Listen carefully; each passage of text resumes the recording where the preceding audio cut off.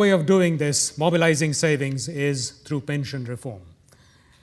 Pensions reform is firmly on the national agenda in many countries in Africa, and several countries are in their second or third generation of pension reform.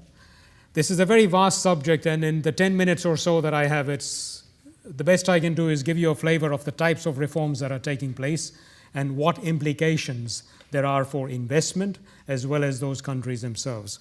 But firstly, no prizes for guessing where this is. It's a satellite picture of North America or the US at night. This, Europe, South America. What about this? This is Africa. Africa is literally the dark continent by night. Okay? But as we heard this morning, change is happening. The pace of change is faster than we think. And, sorry, this is just an index of human development and showing countries by their level of development. And the lighter the color, the lower the level of development. And again, Africa, most of it is very light. But, oops. Okay, so we just give a quick run through pension systems in Africa. They vary in terms of their structure and design. We have a mixture of national schemes. There are several countries with a dominant state scheme, a few countries with vibrant private systems. Very few of the countries have fully funded pension plans. Most of the national schemes are actually unfunded or partially funded. A mixture of defined benefit, defined contribution within occupational employer-driven schemes. There's a huge shift towards defined contribution. And most countries have a single pillar system currently, but with the reform, multi-pillar systems are being introduced. Okay? Currently, as we speak in Africa, I'll talk about the countries that I'm familiar with. These are countries in sub-Saharan Africa. Kenya and Uganda, for example, have mandatory provident funds. But the level of contribution, for example, to the Kenyan state scheme at the moment is only $5 a month. And there's a reform of this system that is taking place. Social insurance schemes sponsored along the likes of the International Labour Organization, Ghana, Tanzania, Rwanda, Zambia. These are partially funded plans. Few countries have a universal state-financed basic state pension. So South Africa, Botswana, and Namibia number amongst those.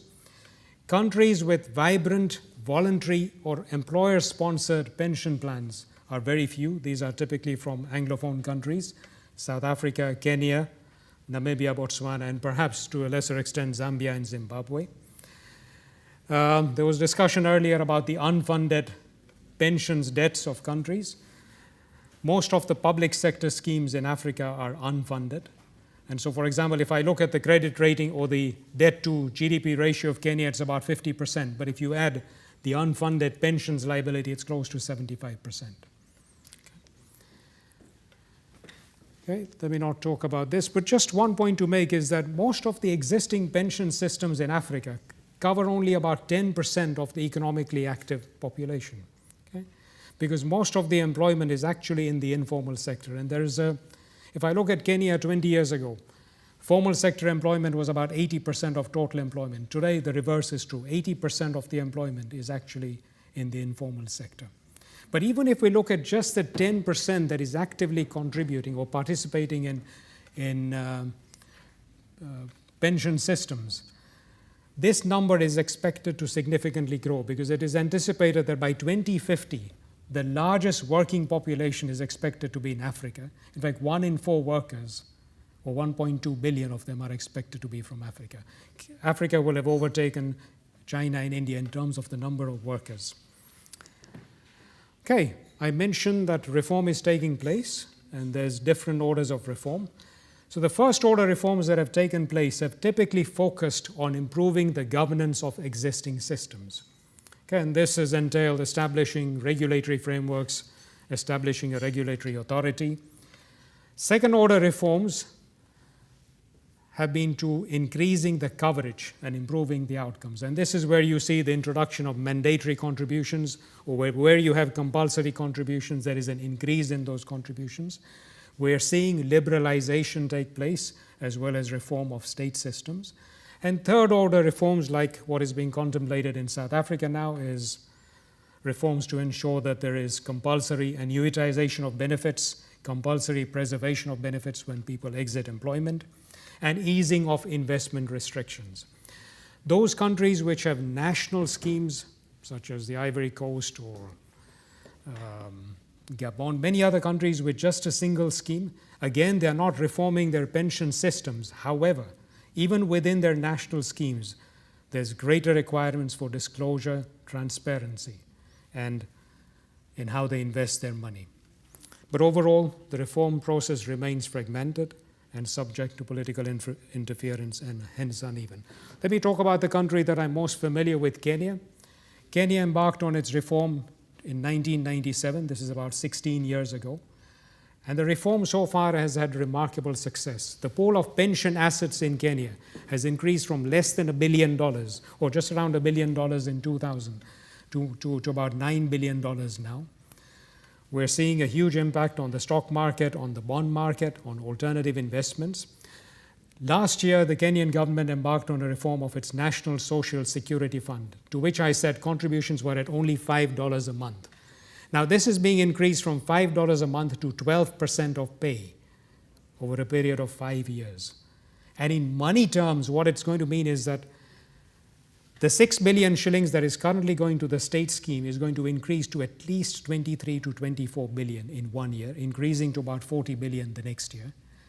Now, most of this can be competed for. So that the reform in Kenya is that contributions to the state scheme will be compulsory at a higher level, but those employers or institutions have existing plans or established them, they can contract out, somewhat similar to the UK.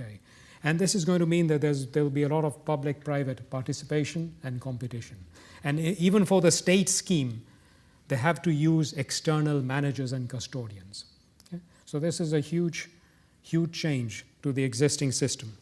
In the Kenyan legislation, up to 10% of the assets can be invested in alternative asset classes, but with the approval of the regulator.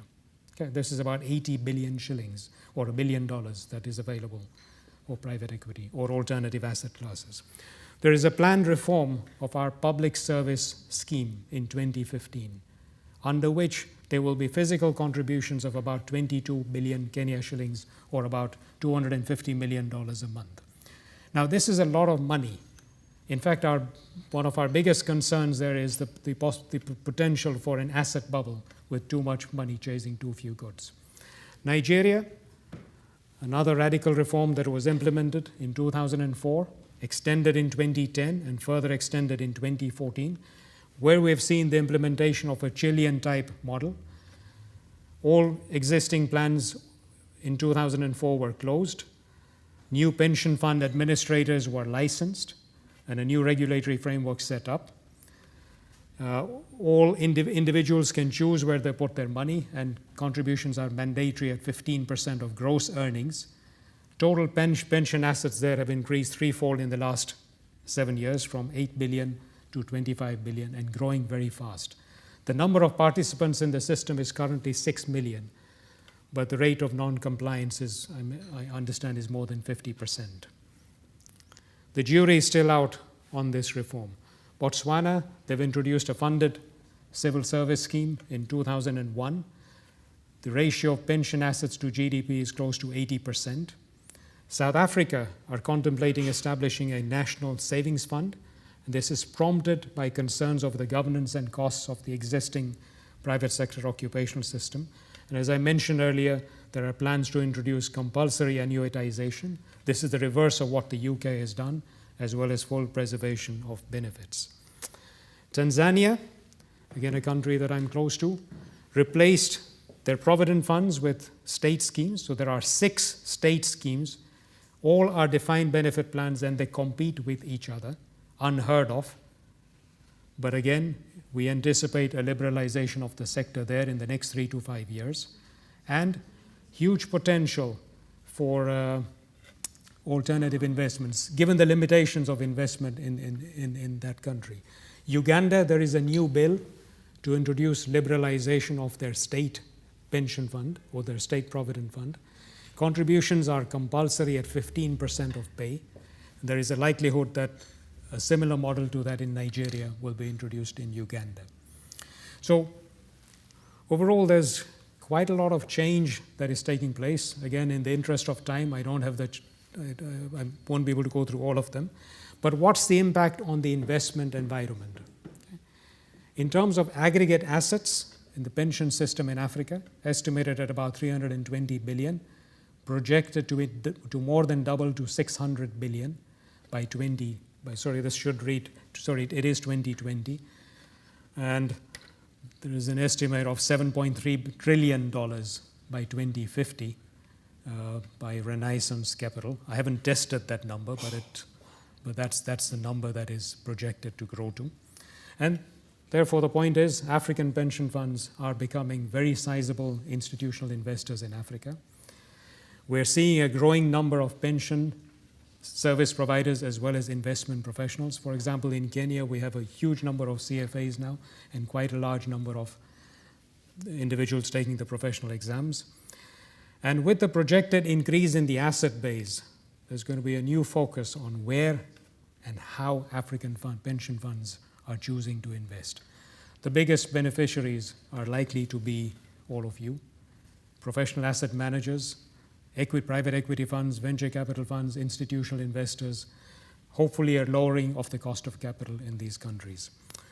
It's a very quick whiz through. Ladies and gentlemen, I want to stop there and would be very happy to answer any questions. I think I've stuck to my less than 10 minutes.